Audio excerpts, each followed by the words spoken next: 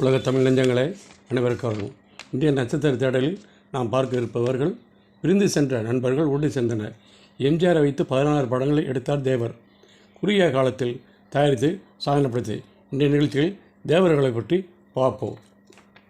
கொங்கு நாடு தங்கம் படத்தை அடுத்து தாய் சொல்லை தட்டாத என்ற படத்தை தயாரிக்க சின்னப்ப தேவர் திட்டமிட்டார். அதற்கான கதை வசனத்தை ஆருதாசர் எழுதி முடித்து விட்டார். இந்த படத்திற்கான பாடல்கள் சாரதா ஸ்டுடியோவில் பதிவாகி கொண்டிருந்தன. தேவர் அங்கே இருந்தார். அப்போது ஒரு படப்பிடிப்புக்காக எம்ஜிஆர் அங்கே வந்தார். தேவரும் எம்ஜிஆரும் நேருக்கு நேர் சந்தித்து கொண்டனர். இருவரும் ஒரு கண நேரம் திகைத்து நின்றனர்.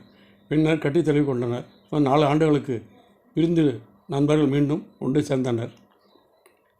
தேவசிபிலி படங்களில் தொடர்ந்து நடிக்க எம்ஜிஆர் சம்மதித்தார். தாய் சொல்லை தட்டாது படத்தில் எம்ஜிஆரையும் சரோஜா தேவியையும் நடிக்க வைக்க தேவர் தீர்மானித்தார். எம்ஜிஆருக்கு ஏற்றபடி கதை வசனத்தில் சில மாற்றங்கள் செய்யப்பட்டன. தாய் சொல்லை தட்டாத படம் ஒரே மாதத்தில் தயாராகியது. 7/11/1961 வெளியாகிய படம் 100 நாட்கள் ஓடியது. இதையடுத்து தாய் சொல்லை தாயக்காத்த தனையன் படத்தை தேவர் தயாரித்தார். இந்த படத்திலும் எம்ஜிஆருடன் சரோஜா தேவி நடித்தார். இப்படம் 20 நாட்கள் தயாரிக்க வெற்றி பெற்றது.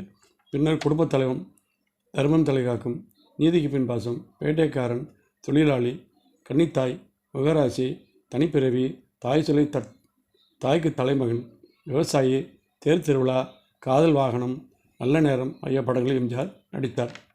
எம்ஜிஆரை வைத்து குறுகிய காலத்தில் வெற்றி படங்களை எடுத்த தேவருக்கு கிடைத்தது பெரும். தேவர் பிலிம்ஸ் தயாரித்த 16 படங்களில் எம்ஜிஆர் நடித்தார். எம்ஜிஆரை வைத்து அதிக படங்களை தயாரித்தவர் தேவர்தான். குறுகிய காலத்தில் நிறைய படங்களில் நடித்து எம்ஜிஆருக்கு நல்ல சூழ்நிலை ஏற்படுத்தியது.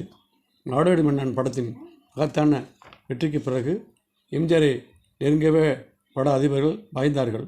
இனி எம்ஜிஆருடன் பிரம்மாண்டமான படங்களில் தான் நடிப்பார், அவரை தான் டைரக்ட் செய்வார் என்றெல்லாம் கோடம்பாக்கத்தில் பேசப்பட்டது. இதை பொய்யாக்கி குறைந்த பட்ஜெட்டில் படத்திலும் நடிக்கலாம் என்று எம்ஜிஆர் முடிவு செய்தார். நடிகர் மாலினி நடித்த சபாஸ் மாப்பிள்ளை என்ற படத்தில் நடித்தார். அந்த படமும் அதன் பிறகு நடித்த மாடப்புறா என்ற படமும் சரியாக ஓடவில்லை. இந்த சமயத்தில்தான் தேவரும் நட்பை புதுப்பித்து கொண்டு தேவர் பிலிம்ஸ் படங்களில் நடிகளானார்.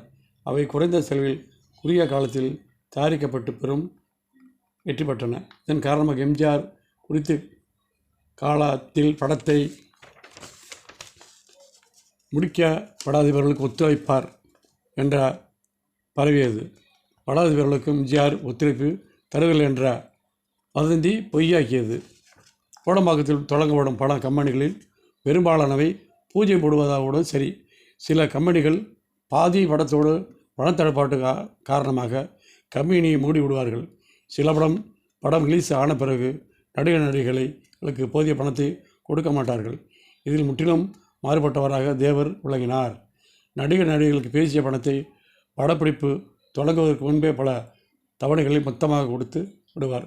மற்ற கலைஞர்கள், ஊழியர்களும் குறிப்பிட்ட தேதியில் பணம் கிடைக்கும். எம்ஜிஆரை பொறுத்தவரை படத்துக்கு உரிய பணத்தை மொத்தமாக கொடுப்பதுடன் அடுத்த படத்துக்கு உரிய பணத்தை சேர்த்து கொடுப்பார் தேவர். அதாவது ஒரு படத்தைக்கான தொகை அட்வான்ஸாகவே இருந்து கொண்டிருக்கும். இதன் காரணமாக ஒரு படத்தின் படப்பிடிப்பு ஆரம்பமாகும் அன்றே அது ரிலீஸ் ஆகும் தேதியை தேவர் அறிவித்து விடுவார். அதே நேரத்தில் படம் நிச்சயம் ரிலீஸ் ஆகிவிடும். தேவர் படங்களிலே எம்ஜிஆர் நடித்து கொண்டிருந்த போது சில பட கம்பெனி அதிபர்கள் எம்ஜிஆரை அணுகி தங்களுடைய படங்களில் நடிக்கபடி கேட்டுக்கொண்டார்கள். அவர்களும் கால்ஷீட்டு கொடுக்க வேண்டிய கட்டாயம் எம்ஜிஆருக்கு ஏற்பட்டது. எனவே எம்ஜிஆர் இல்லாமல் சில படங்களை தயாரிக்க தேவர் முடிவு செய்தார். அதற்கென்ற தண்டாயுதபாணி பிலிம்ஸ் என்ற பட கம்பெனியை தொடங்கினார். இந்த பட கம்பெனியின் சார்பில் பல்வேறு படங்கள் தயாரிக்கப்பட்ட போலும் பக்தி கலந்த சமூக படங்கள் பெரிய வெற்றி பெற்றன. இவற்றில் ஏவிஎம் ராஜன் சவுகார் சாயி நடித்த துணைவன், ஜெமினி கணேசன் கே.ஆர். ராஜா நடித்த தெய்வம், சிவகுமார் ஜெயசித்ரா நடித்த வெள்ளிக்கிழமை விரதம் ஆகியவை பெரும் வெற்றிப்படாக அமைந்தது. தெய்வம் படத்தில் பக்தர் பிரமுகர் கிருபானந்த வாரியார் நடித்தார். குன்னக்குடி வைத்தியநாதன் இசையமைப்பில் பெங்களூர் ரமணி அம்மாள், மதுரை சோமு, டி.எம். சவுந்தரராஜன், சீராளி கோவிந்தராஜன் ஆகிய இசைக்கலைஞர்கள் பாடினார்கள். எம்ஜிஆருக்கும் தேவருக்கும் இருந்த நட்பு ஆழமானது. எம்ஜிஆர் துப்பையால் சுடப்பட்டு ஆஸ்பத்திரியில் இருந்தபோது ஒரு பிழைத்து திரும்பாரா, மீண்டும் படங்கள் நடிப்பாரா என்ற படாதிபர்கள் சந்தேகப்பட்டிருந்த போது தேவர் அகஸ்தியர் கோவிலில் பூஜை செய்துவிட்டு பிரச்சாரத்தை எம்ஜிஆரிடம் கொண்டு போய் கொடுத்துவிடு பிரசாதத்தை எம்ஜிஆர் எடுத்துக்கொண்டார். முருகா, என் அடுத்த படத்தில் நீங்கள் தான் நடிக்க வைப்பீர்கள் என்று அட்வான்ஸு என்று சொல்லி கூறியபடி லட்சக்கணக்கில் பணம் கொடுத்து விட்டிருந்தார் தேவர். தேவரின் அன்பை கண்டு நெகிழ்ந்தார் மக்கள் தலைவர் எம்ஜிஆர். வாழ்க எம்ஜிஆர் மற்றும் தேவர்.